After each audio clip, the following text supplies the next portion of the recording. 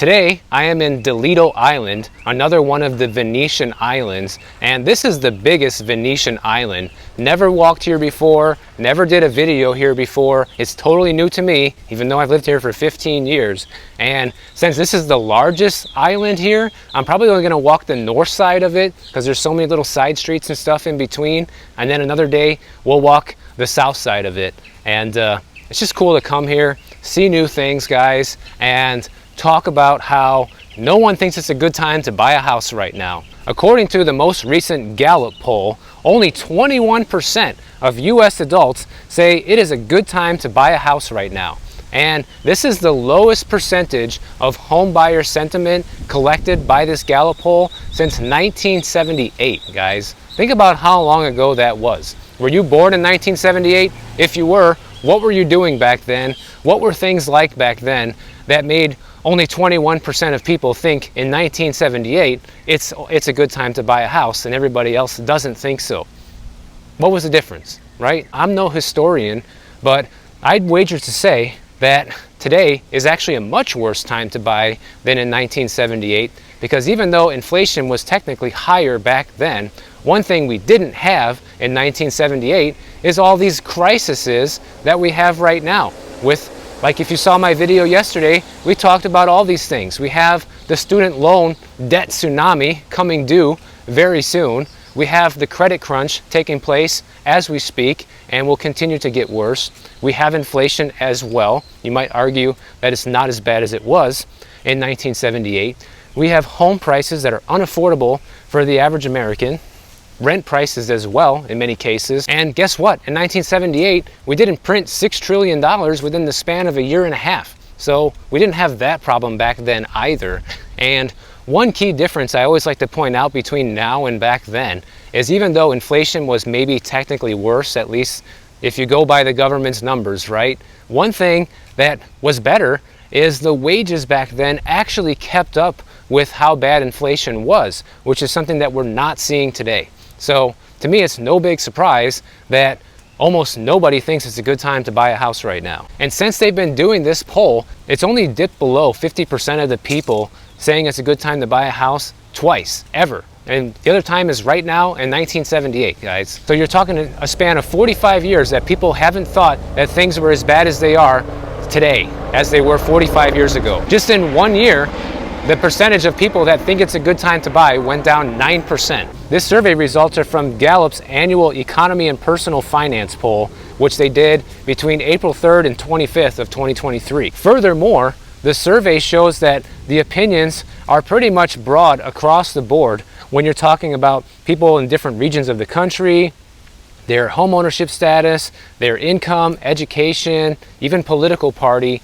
They're all in agreement on one thing, and that is it's not a good time to buy a house. So once again, this is not me saying this. This is the general American population saying this, guys, but it echoes what I've been saying here on the channel for well over a year now. And just to show you how bad it is with people's sentiment with this, the all-time high for this Gallup poll was in 2003, when 81% of people surveyed said they thought it was a good time to buy in 2003 versus only 21% today. You're talking 60% lower 20 years later. That's pretty bad. I mean, to me, this is not only just a reflection of how insane the housing market is, but it's also a reflection of how poor of a job, our leaders are doing and making sure this country moves forward. And it's just pitiful that it's come to this, that things are so messed up right now that so many people think it's a bad time to buy, which I don't blame them. I think it's a bad time to buy too. And to put this even into further perspective,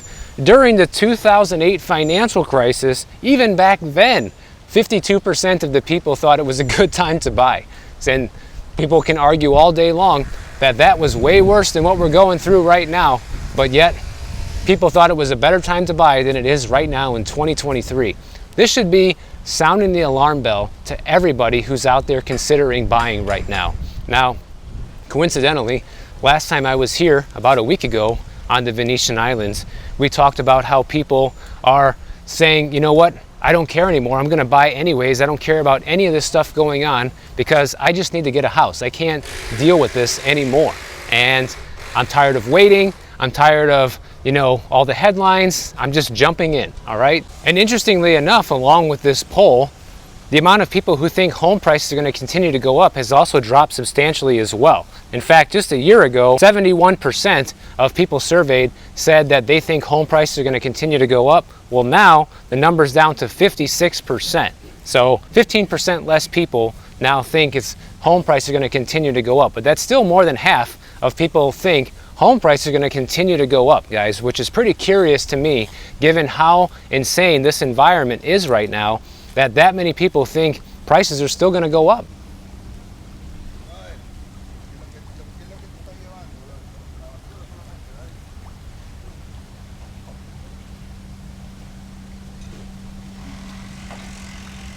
You have 25% of the people saying that they think prices will stay the same, and only 19% think that prices will actually come down, which is pretty curious to me, considering so many people think it's not a good time to buy, but yet the majority of people don't see a big movement on prices, which I find very fascinating, because the only thing that's going to make people think it's a good time to buy once again are one of two things: either home prices coming down or lower interest rates. And we can pretty much be guaranteed at this point that there are not going to be lower interest rates coming anytime soon, at least for the foreseeable future, as the Fed continues to keep rates high, maybe even raise them higher at their next meeting here. There is one thing I can definitely agree with in this Gallup poll, and that is that 34% of Americans still think that real estate is the best long-term investment. And I agree, guys. If you ever think that I don't agree that real estate is a good long-term investment, then you just don't know me well enough or haven't watched enough of my videos. I do think it is. And I also think that even people who are buying today, if they hang on to that house for 15 years or longer, they're probably going to be fine. They're probably going to make money on the house in the end. But we know most people don't hang on to homes for that long. And with this looming recession and the Fed vowing to increase unemployment, that's a recipe for disaster, and you don't know if that's going to be you or not. And that's where I think the danger comes in with buying right now. It's not that I don't think real estate is a good investment. I do.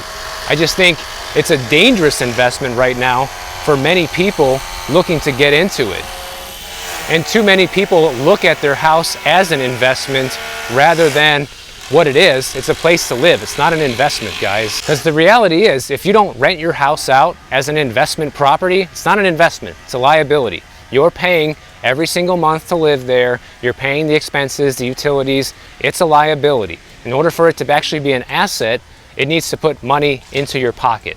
That's just Finance 101 right there. And interestingly enough, in this survey, they also recorded that 26% of people think that gold is the best investment. So literally gold comes in second place to real estate as being the best investment. And today is not one of my gold sponsored videos, but I like to bring that up and let everybody know as a reminder that a lot of people think that gold is a great place to put money. In fact, I saw a guy in the comments a couple days ago talking about he's got $500,000 in the bank and he bought gold back when it was $400 an ounce, and look where it is now, hovering close to $2,000 an ounce. That's an incredible return, guys. You do what you want with that information, but the reality is gold and silver have been money for millennia now, and I don't see that changing anytime soon. Now, a while ago, we talked about how mortgage lenders were losing money on every single loan that they were writing, and it turns out,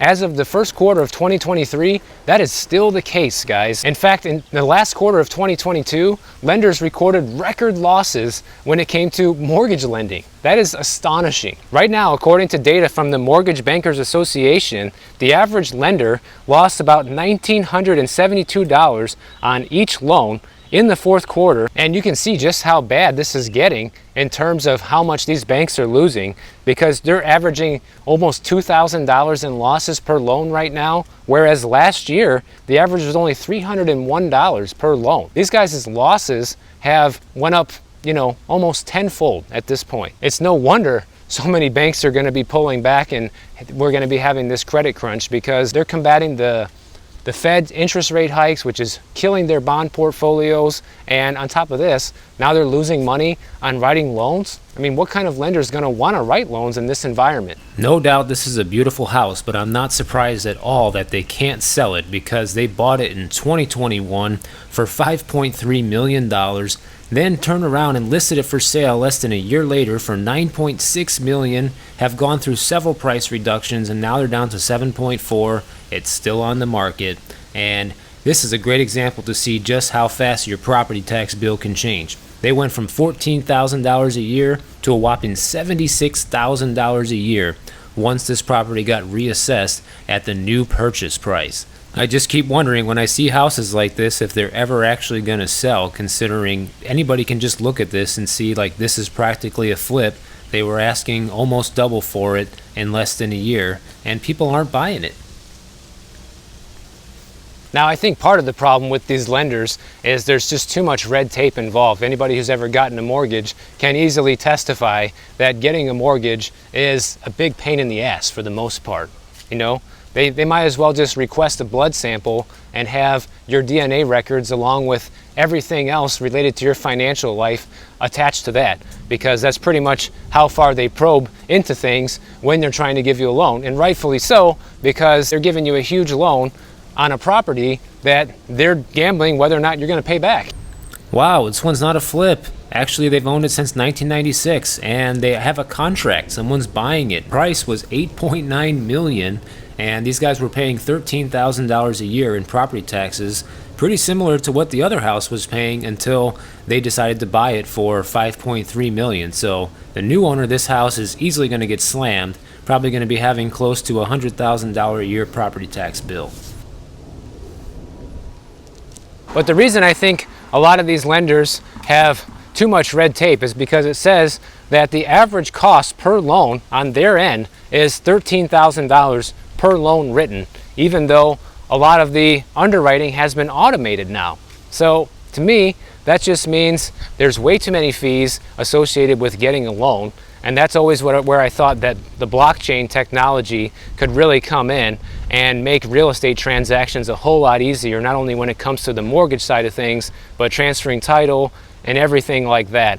I think that's really where it's going to be at in the future, because this whole process they have right now is ancient. Now, last week I talked about how people are not paying their bills when it comes to all sorts of different things, and you know this is really becoming true when you start seeing headlines like what is a bankruptcy and how to file for one and stuff like that. It seems like bankruptcy has become the new American dream, as people can no longer afford to pay for things. And here's the thing, guys, the traditional advice is get out of debt, right? And stay debt free in order to have a simpler life. You know, you don't have creditors hunting you down for $1. The reality is debt can be a useful thing if you know how to use it properly, especially when you're investing in real estate, for example. That can be a healthy way to use debt that investors use, and the government actually incentivizes it because you don't pay tax on debt. It's not like income, right? So there are good reasons to use debt. But the thing is, most people don't use it in a productive way.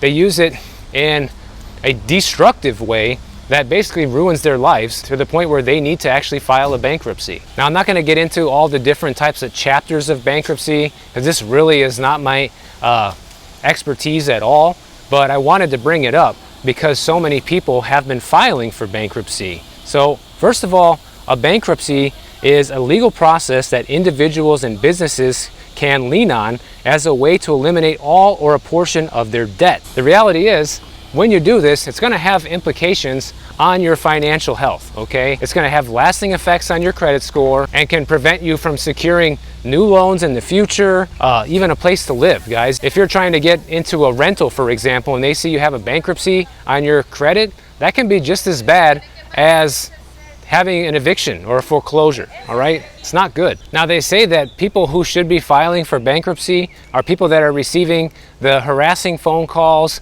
from all of the creditors that they're not paying and getting eviction notices or threats of foreclosure on their residence, and you have your credit cards maxed out. You're a pretty good candidate for filing for bankruptcy.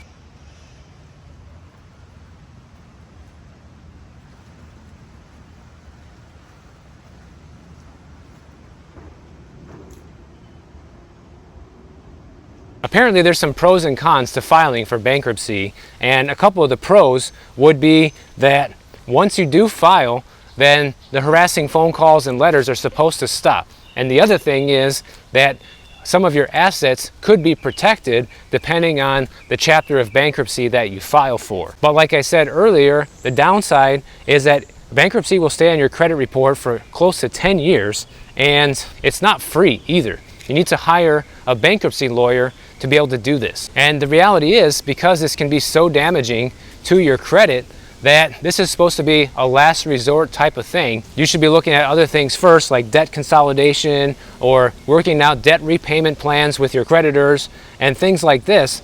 But one of the crazy things that they give as advice here to do is to actually use a home equity loan for getting out of debt, guys. And I think this is terrible, terrible advice, because think about what they're saying here. And by the way, this is not legal advice, it's just my opinion on this. If I were personally facing this, because if you get the home equity loan and because you're in trouble with debt, well, obviously you're not very good at managing debt, or you fell on some real hard times that made it hard to manage your debt. Either one of those things is true about your situation, and putting the most valuable thing that you own up for grabs as collateral in order to pay back all your debts, to me is a recipe for disaster, guys, because you've already had hard times with debt and proven that there's a good chance you might not be able to pay back these loans.